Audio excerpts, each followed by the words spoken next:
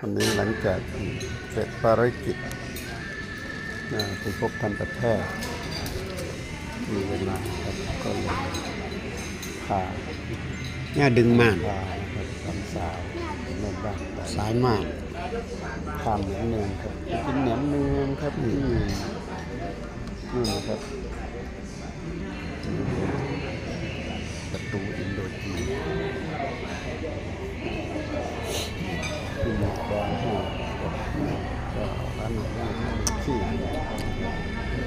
ประตูมุกอาหารทานแหนมเนืองที่นี่ โอ้ยแสดงว่าเฮ็ดงานฉันก็นอนหลับมื้อนี้ ก็สบายใจ อืม เป็นความสุข